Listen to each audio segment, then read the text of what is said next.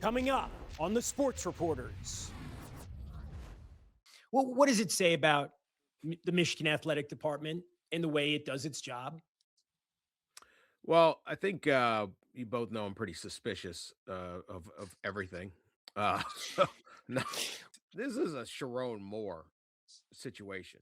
Sherrone Moore decided to cheat on his wife and kids. Sherrone Moore decided to uh, have an inappropriate relation with a staff member. Ward Manuel, could there be more oversight? I mean, do you have to lecture everyone every day not to do these things? Welcome to a special edition of the Sports Reporters on the situation at the University of Michigan with former head football coach Sherrone Moore. We are joined now by two reporters who have been all over this story for the last 120 hours, ESPN's own Dan Wetzel, and from the Detroit Free Press, Tony Garcia. Gentlemen, thank you so much for joining us. And as I said, the last 5 days, I mean, we might be cynical about college sports, especially those of us, like the three of us who've been around it for a long time. But this is something different. How are you wrapping your head around everything that's transpired in the last 5 days? Let's start with you, Tony.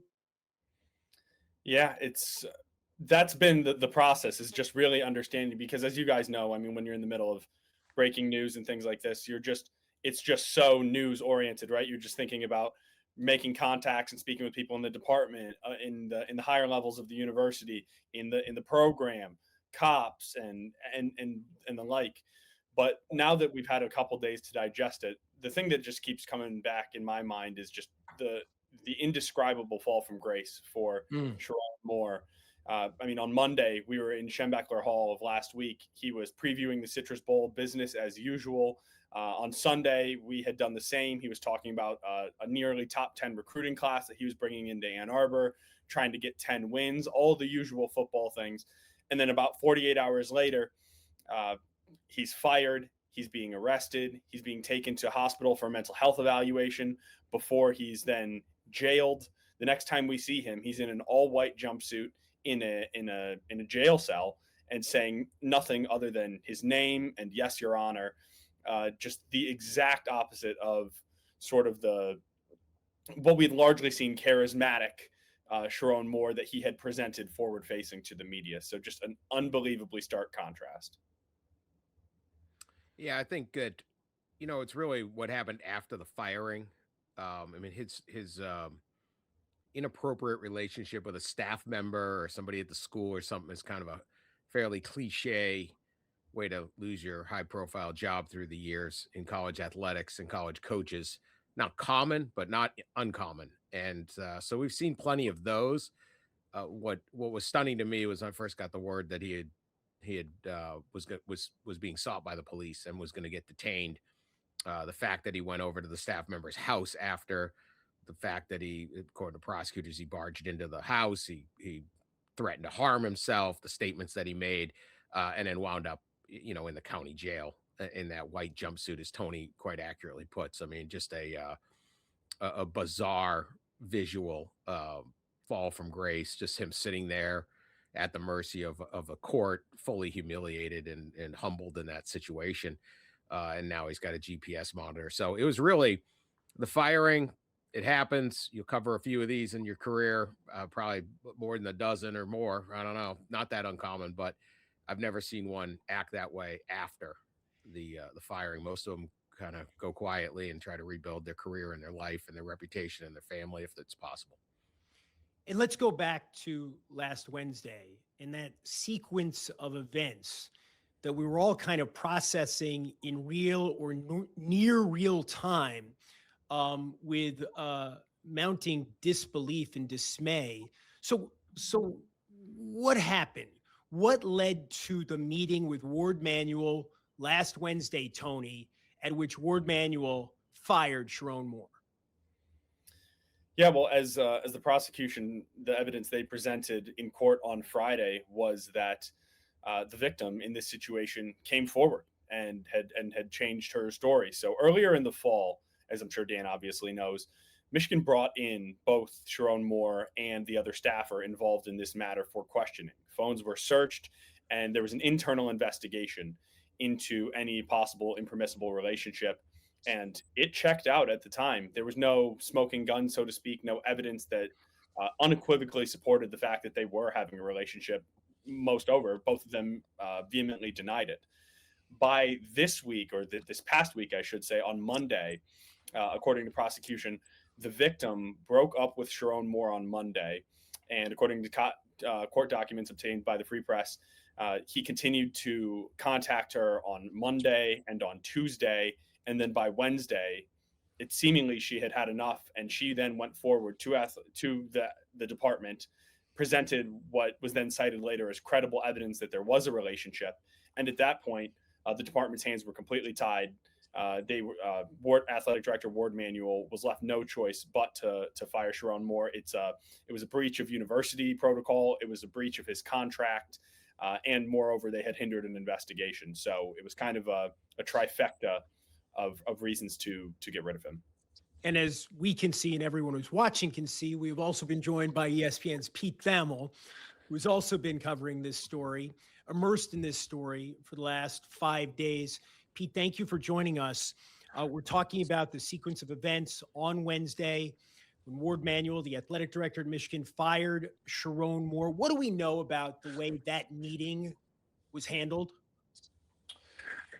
Jeremy, it's a good question, and it's something that's going to come up as Warde Manuel's future is in the crosshairs.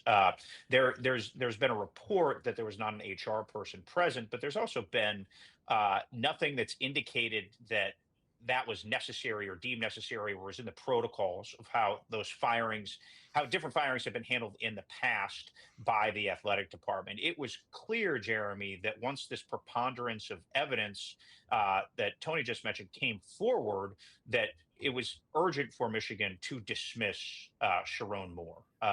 Clearly, obviously, the evidence that was brought forth was clear and compelling. They made it very clear immediately that they were firing him for cause.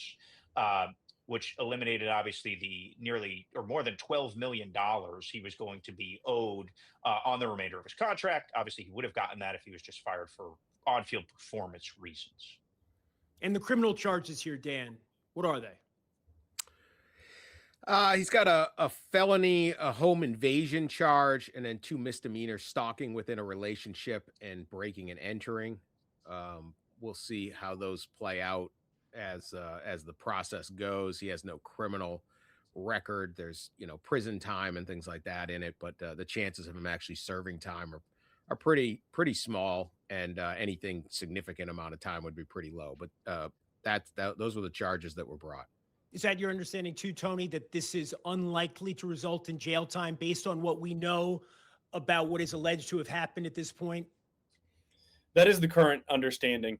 Although I spoke with Mr. Moore's attorney earlier this week and just asked him about some of the findings or some of the things that were presented in the swear to, which is when the lawyers and the magistrate in this case meet prior to the public arraignment. And in those court documents, again, that the Free Press obtained, there was an indication that Sherrone Moore did approach the victim in this case and not just himself. And that can be the difference between where an assault charge would or would not come in. So we asked Joseph Simon. When you say approach, you mean physically move toward in a threatening way? That's according to the court documents and what the prosecution stated. But Katie Rezmirsky, the first assistant prosecutor in Washtenaw County, did not state that in the arraignment, and so we were just unclear why that was presented sort of behind closed doors and not when the charges were being read. And so, as it stands now, I agree wholeheartedly with what Dan was just saying. It does appear that jail time is unlikely, but charges can get dropped, and if further evidence comes out, charges can get added. I think that's a little more rare, and I'm not saying that's certainly what will happen, but I wouldn't entirely rule it out. And the specifics are troubling, disturbing, and these are, allegations at this point. But what are the prosecutors saying he did, Sherrone Moore, when he went to the home of this staffer? Pete? Well, it was clearly laid out in the arraignment hearing, the timeline, Jeremy, of how things unfolded when Sherrone Moore went to the alleged victim's home. There was a quote from the prosecutor that he barged in, end quote, and then he went to a drawer where he picked up kitchen scissors and butter knife. And those obviously played a huge role in the stories coming out of the arraignment that day. And then obviously he made the verbal threat to harm himself. That precipitated some calls, which ended up with a 911 call, which ended up with Sherrone Moore eventually being detained and jailed and held overnight for 2 days. And now he's out, right? He's on his own recognizance. He's wearing a GPS device of some kind. And I'm not an expert on these issues. I'm just asking you guys, what's your understanding? Somebody who has allegedly threatened self-harm to be out like that. Well, how does that work, Dan? Well, I think he has the option of counseling, but yeah, he's out. I mean, it's on him. If unfortunately in this country, if we were housing everyone who had threatened harm or had been in this situation, there just aren't those kind of resources. So he had gone to a hospital immediately for some evaluation, and they quickly remanded him over to or handed him back to the sheriff's department to put in jail. So at least that was the protocol they went to, but it's obviously a not a great situation and a scary situation for a lot of people. Look, in terms of the reporting that's been done so far, what we know, what we don't know. For you, Tony, what are the biggest unanswered questions right now with this story? I think it's got to be who knew what and when, right? I've spoken to a number of people in and around the athletic department, some who are currently there and in the university, some who are formerly there. And it's sort of been characterized as a poorly kept secret, right? And I think I can't speak for Dan or Pete, but I would imagine that they had heard some of the whispers and rumblings that I myself had heard over the past couple of months. And I had tried to vet this out to the best of my ability in recent weeks and months, but kept coming up to roadblocks or dead ends. And so now there is an investigation, the Jenner and Block law firm, which the university brought in to continue to investigate this alleged romance, so to speak. They are now looking into the athletic department at large. And again, who knew what, when they knew, if there was any sort of cover up. And moreover, this is not the only scandal that Michigan athletic department has found itself in recent years, right? There have been multiple NCAA investigations, the handling of and the timing of Mel Pearson's firing after this hockey coach was, the hockey coach. Yeah, thank you. Was brought to, when it was brought to the athletic director's desk, why it took nearly 3 months to recuse him after that. There was a slap from former basketball coach Juwan Howard. There was an incident internally between him and a former strength and conditioning coach. Fired coaches, an FBI investigation into Matt Weiss. You can see the list is very lengthy of the troubling headlines that have come out of this athletic department. And there's now an investigation into how all of this has not been allowed to happen, but how it has all happened in such a short amount of time. Yeah, we haven't even mentioned Connor Stallions or the Jim Harbaugh suspensions or how Sherrone Moore became the acting and interim coach and eventually the full-time coach. There's been a lot going on at Michigan, clearly, the last few years. And you said it, Tony, right? There was an investigation. That's our understanding. They didn't find a smoking gun. They didn't have definitive proof. But if this is such a poorly kept secret, and so many people knew or thought they knew, maybe they didn't have 100%, but in a situation like this, at a place like Michigan, where the football coach is so important, this is one of the great educational institutions, right, on the planet. How did it get to here? I mean, how did it get so far without action being taken? That's one of the things I'm struggling with here. Pete, what's your sense? Well, Jeremy, look, this is not the first tale of infidelity in athletics that we've seen, and Dan mentioned that. That's definitely true. Yeah, it's a difficult thing to prove. right? If the two people engaged, which clearly in the first investigation here, do not cooperate and tell, you can, there can be whispers and there can be suspicions, but the actual act itself, you need to have someone who's complicit in it to speak.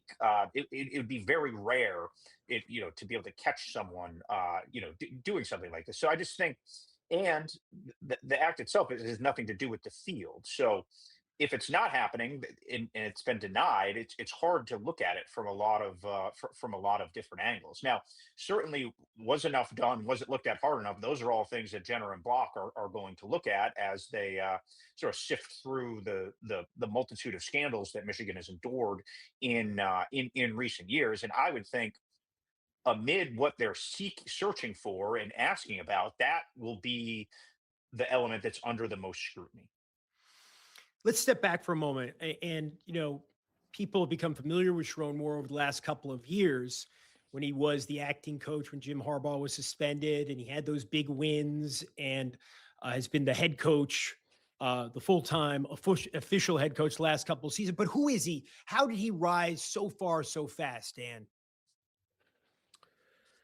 Well, he's a former offensive lineman, college football offensive lineman, finished his career at Oklahoma. He's been a good coach. I mean, Michigan's offensive line play was excellent and really came to prominence in 2023 when he took over the offensive coordinator role following Matt Weiss's uh, tenure ending.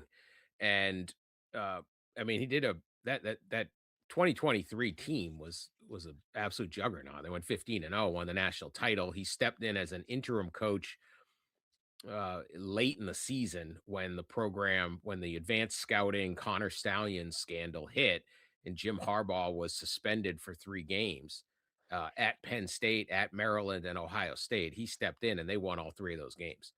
And so the prominence that he had because of that, he famously ran the ball like, what was it, like 25 straight times against Penn State? Like there's element to win the game. I don't know whether that was necessarily the best game plan, but it worked, and it showed a level of both leadership that you could rally a team that, I mean, Jim Harbaugh was suspended, literally flying to State College.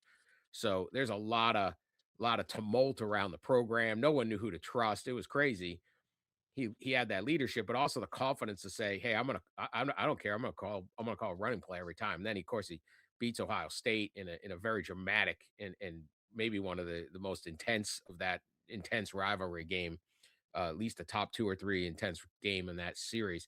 And then he called a brilliant fourth quarter against Alabama to beat them in the Rose Bowl. So when Harbaugh left, it was in January after the national championship. The way the college football, if you win the national championship, you're playing late, and Harbaugh was going to go to the NFL, so he went to the Los Angeles Chargers. At that stage of the deal, with so much uncertainty around the program still, Michigan decided to promote within. The coaching cycle had already carried out, so he may not have been their first choice if in a traditional coaching search, but under all those circumstances, it was somewhat understandable why they took a guy with no head coaching experience, still pretty young, to become the head coach at Michigan. Yeah, he's only 39 now, 37 when he got the job, and a couple of full seasons now under his belt, coming off of that undefeated national championship season in 2023. How secure was he in this job right now, Tony?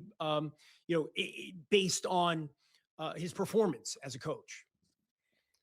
Yeah, it's not the pressure cooker that is Tuscaloosa, right? Or even Columbus for that matter. There is a little bit. I mean, think about Jim Harbaugh, right? He had not beat Ohio State in his first 6 years.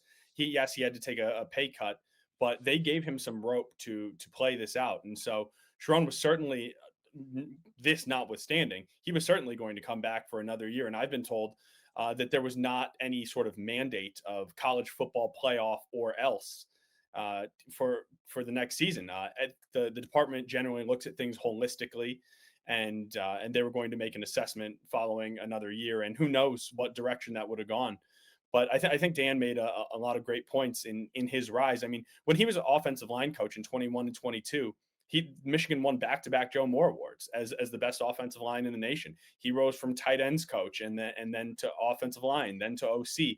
It was a very, I mean, these progressions are not always linear. This one happened to be, but I had been told that again, to Dan's point, had this happened at a different time in the coaching carousel, there would have been a deeper process and more candidates looked at. But Michigan's hands were tied with this all happening in late January, and the second signing day just about 10 days away at that point. And so, and not to mention, players really liked Sherrone Moore. I mean, let's not forget that at this time when he was coming in, the players wanted Sherrone Moore to do this. And Warde Manuel's told me specifically that he looked at, again, the trials, so to speak, when he stepped in for Jim Harbaugh as an interim coach. He looked at those as on-the-job training, right? I mean, and those wins were 32 straight runs against Penn State, the 1,000th win in Michigan history against Maryland, and then a win in the horseshoe at Ohio State in a top 5 matchup to go to the Big Ten championship game and keep their season alive in a year they ultimately won the national championship. So everything from what had been shown on the field at that point showed that he was ready for it. But it now seems that, at least cognitively, this was much more than he could chew. Tony, I know you've got to run. There's a lot of breaking news. Pete has already run. So we're going to have Dan stick with us for a few more minutes, and I can just pick his brain solo. But thank you so much, Tony Garcia from the Detroit Free Press. Really appreciate your insights and all your reporting on this issue. Appreciate you guys having me on. Good to see you guys. Good seeing you, Tony. So Dan, you know, the big picture here, right? College sports, when we think about it now, this situation, we mentioned Warde Manuel and where this Jenner and Block investigation is going to go now, how high up into the reaches of the Michigan hierarchy, the athletic department, beyond the athletic department. What does all this say about Michigan, its athletic department, and the way the university exercises oversight of that athletic department? I mean, we have an interim president now. He's only been the interim president for about the last 7 months. The previous president, correct me if I'm wrong, but I think it's fair to characterize his reaction to the stuff that ended up getting Jim Harbaugh suspended and the Connor Stallion situation was he wasn't exactly too harsh on the athletic department at that point. Is that a fair characterization? I'm not sure. I'd have to kind of go back on it. I'm not sure what the standard would be on that. Resisting any kind of punishment is my recollection from a couple. They fought, they fought pretty hard. But the bigger question is, what we're seeing right now. How does it speak to? And Pete has rejoined us. Thank you, Pete. What does it say about the Michigan athletic department and the way it does its job? Well, I think you both know I'm pretty suspicious of everything. So well-founded suspicions. Not one to give, for good purpose, good reason. Experience has taught me not to trust anyone. I'm going to say this on this case. This is a Sherrone Moore situation. Sherrone Moore decided to cheat on his wife and kids. Sherrone Moore decided to have an inappropriate relation with a staff member. Sherrone Moore decided to not accept when that staff member broke up with him. Sherrone Moore went over to Warde Manuel. Could there be more oversight? I mean, do you have to lecture everyone every day not to do these things? This is basic stuff. Everybody knows don't do any of the things I just mentioned. And so I don't know that this has any bearing on a greater culture or some kind of laissez-faire attitude there. I mean, nobody wanted this. Nobody would approve of this. There are clear standards that if you behave in this manner that Sherrone Moore did, you will be fired. When they got the tip, they went with an outside counsel to investigate. They questioned both people. They both denied it. They went through the electronic communications that they could and found nothing. Not absolving Michigan of the many things that have gone on, and it is quite a run. They've been very good for business, my business, but I can't really blame anyone if Sherrone Moore wants to act in this manner. I just I think that's a don't know fair what point, someone Dan. can do. You Yeah. know, I mean, at a certain point, right? People are responsible for their own actions and alleged actions. Pete, your thoughts? Well, to just sort of give a little counterpoint to Dan, when you bring in an outside law firm, you invite scrutiny that you may not have normally drawn. And there are enough incidents as we go back, especially the Matt Weiss incident, obviously, with federal scrutiny coming in there. And And then that there's a was lot. about accessing students' private data. Yes, he was Right. yes. hacking It was into emails, hacking. basically. Yeah, Yes, hacking into to emails, and it's find inappropriate images and yes, videos of people yes. all over the country. Yeah, it's very dark, and you could argue recruiting violations and such, and the ethics of that. The Matt Weiss situation was Right. completely and totally dark.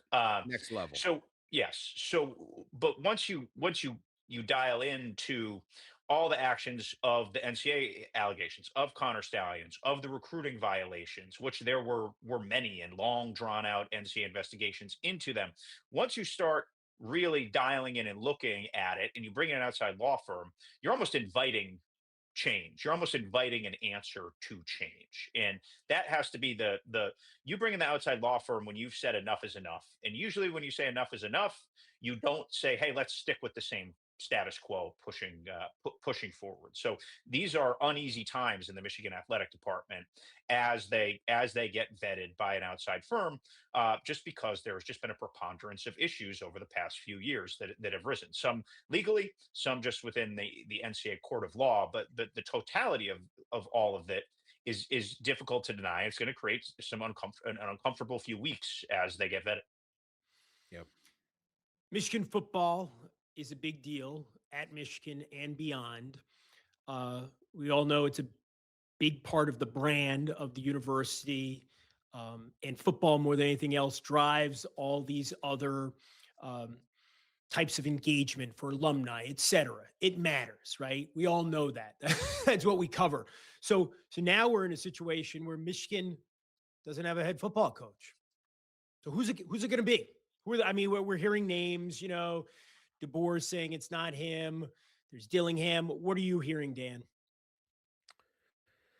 Well, a lot of people issue statements, and until the job's full, we find out whether those statements are accurate or not. So You're so cynical. I am very cynical.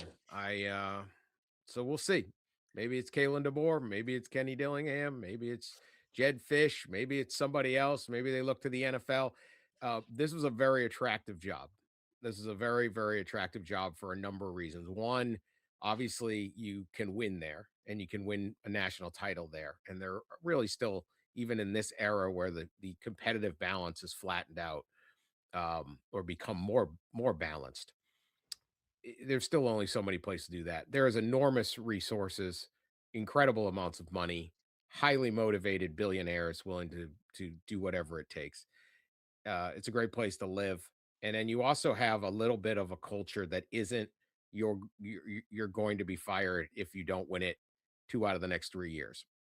There's still a little bit of, I wouldn't say perspective, but there's less importance to it, to the University of Michigan, than maybe other places. Mm. The school has a lot going on. It's one of the most applied to universities in the country. It has world class departments and schools that people also take pride in. It has a basketball team, a hockey team, a women's basketball, lots of other sports that are competitively relevant. So it's not just a football school, but football is a big part of that school. But that is a slight distinction when you're at these top jobs that does matter. I think it makes it appealing to certain candidates. Yeah, Jeremy, to echo Dan, Michigan is going to get an excellent football coach. There is no doubt about that. Despite all of the issues, people are attracted to places you can win. Michigan, because of its brand, because of its rich tradition, is hardwired to continue to win at a high level. So whether the institutional desire right now is a coach like Kalen DeBoer. We'll see if that manifests itself. Obviously, he released a statement that Dan is cynical of, pledging his fidelity to Alabama for now. But if it's not Kalen DeBoer, there is still a lot of interest from top football coaches around. Now, whether they have just signed extensions or whether they have pledged their own fidelity to their schools recently doesn't particularly matter much in the landscape of how football coaching searches work. So I would expect Michigan to talk to candidates this week, get a feel, and likely after that first weekend of playoff games, really narrow in on a target, have someone in place before the first portal period comes on January 2nd. I will say that the current Michigan roster is not the 2023 roster. There is not double-digit NFL draft picks on this. They have work to do. Whoever arrives, I wouldn't call it a full rebuild, but I would say to get to where Michigan wants to go, to get back to the playoff, to get back to, competing with Ohio State, there is going to be significant work to do. Now, they have the resources. Michigan is always a place that's valued its NFL DNA. It's produced a ton of NFL players. Line of scrimmage, point of attack. If you look back on the 2023 title team, they dominated the line of scrimmage on both sides of the ball. I don't think either side of the ball there is nearly what it was in 2023. So there is they've been depleted at the receiver position. They've really lacked skill there. So there are some places on the field where they have to do significant work to get back to the level of competitiveness where they were at the end of Jim Harbaugh's time. Pete, any final thoughts before we wrap it up? Yeah, Jeremy, it's it's been a stunning couple days to see the firing unfold and to see the events, obviously legally beyond that, unfold. It is it is a sad story, what has happened to Sherrone Moore and just the downfall there. And it's been it's sort of been like a whiplash story. It's just happened very quickly, and it's surreal. Next court date is January 22nd, right? Yep, probable cause. Yes. Dan Wetzel, Pete Thamel. Gentlemen, thank you so much for joining us here on the Sports Reporters and sharing your insights. Thanks, Jeremy. Thank you. For more on the Michigan situation, we are joined now by our old friend and original Sports Reporters panelist, the longtime Detroit Free Press columnist, the great Mitch Albom. Mitch, thank you so much for joining us. And we were talking to Pete Thamel and Dan Wetzel and your colleague at the Free Press, Tony Garcia, about this situation. For you, what's been uppermost in your mind the last 5 days? Well, the saddest thing is that this went from something that we see in college coaching, with affairs, extramarital affairs, and that being a fireable offense, to something that became much more tragic, because of the reaction to it. And all of a sudden seeing the image of a college coach, particularly a Michigan coach, sitting in a small, apparently padded cell, answering questions and being told to stay away from somebody. That takes on almost a different level of tragic. And I wrote in a column for the Free Press that the days of thinking that your school is above something around here or probably anywhere else in this country are pretty much gone. And that's sad. This situation, you said, I think the words were stunning, but not shocked, right? Well, why should we be shocked? I mean, Hugh Freeze, Rick Pitino, Bobby Petrino, the number of coaches who have ended up losing their jobs or getting in trouble because of extramarital affairs is way longer than you and I have time to run through. But what I think adds to a level here is how long this went on for, and apparently Sherrone Moore's biggest problem was that this woman apparently ended it, and he had a problem. I mean, it would seem to me you'd be grateful that, oh, good, maybe we didn't get caught. This was apparently going on for a very long time. So the brazenness with which this continued to go on, with which he denied it, and just continued to figure, I'm going to have my job and coach Michigan. It's the assumption of that I think turns people off. In all situations, not just here in Michigan, that you think, well, I'll just keep getting away with it, and there'll be no accountability. And the truth is, Jeremy, let's be honest, there hasn't been a lot of accountability here at Michigan for several things. I mean, from the Connor Stallions thing and the Harbaugh thing and previous issues that have gone on. Who's really been fired? Who's lost their job? They've missed games, but there hasn't been someone say we don't put up with this here at Michigan.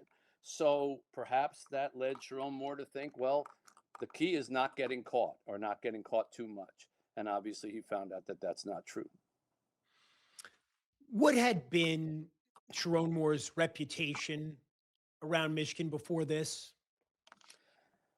I would say that the jury was still sort of out on Sherrone Moore. I think that if you really go back to his ascent, it was more like Jim Harbaugh caught people by surprise, left, and it was like, well, we've got a good thing going here. We've got to keep it. Sherrone Moore coached several games where Jim was absent, and he's already here, knows the program, knows the recruiting.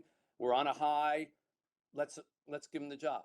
And then, of course, in his first year, he loses more than the acceptable number of games. It seems like anything more than one anymore in a major college program gets you in trouble. And then by beating Ohio State, it sort of, you know what that means around here, that buys you currency. All of a sudden, he loses to Ohio State this year. Now it's just a year with too many losses and a loss to Ohio State. And suddenly, there's a lot of people around here who were before this happened were going, was he really the right move? Was that too fast? Maybe they should have gotten somebody with a little more experience to run a major program like Michigan. I would be lying if I said to you that there weren't people around here, sadly, cynically, who were going, well, maybe that's not the way we wanted to get rid of him, but now we can move on to somebody with more pedigree. We'll see if Michigan actually does that. We know there's an investigation now, Jenner and Block. It's going to continue that investigation.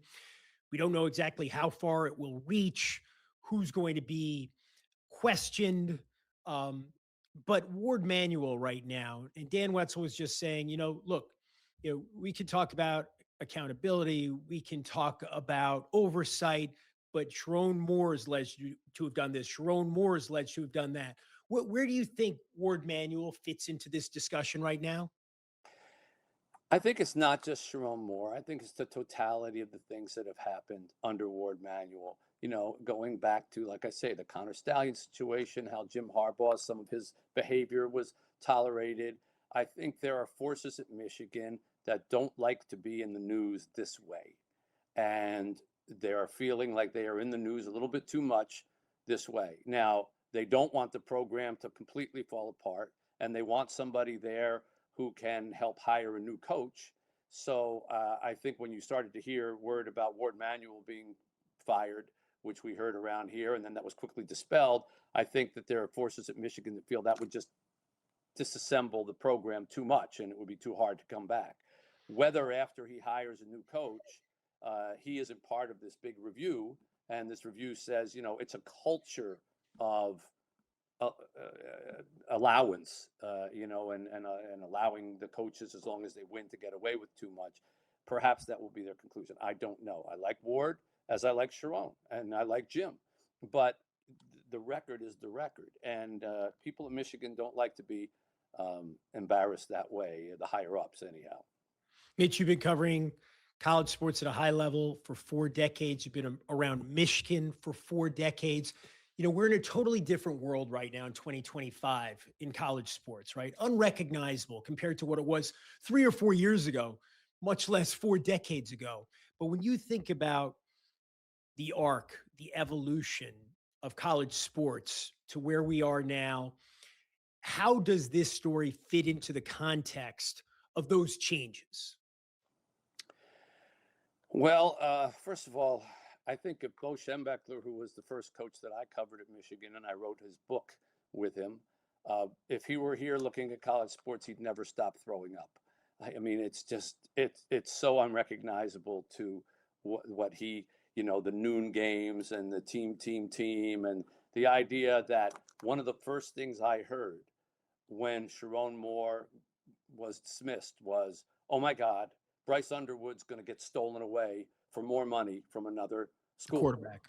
Yeah, quarterback at Michigan. That was like the first thing I heard. I was like, Okay, things have really changed. And in the context, to answer your question, that is the kind of thing that schools have to worry about now. They have to worry that if there's a dent in their armor, it can mean that boosters from other schools will contact players and say, you don't want to be there. That program's going to fall apart. We'll offer you this money. And that player can say, okay, I'm on my way. Coaches, the same thing. You know, I mean, let's face it, Michigan's probably going to take a coach away from an existing program where that school thinks that they have a coach.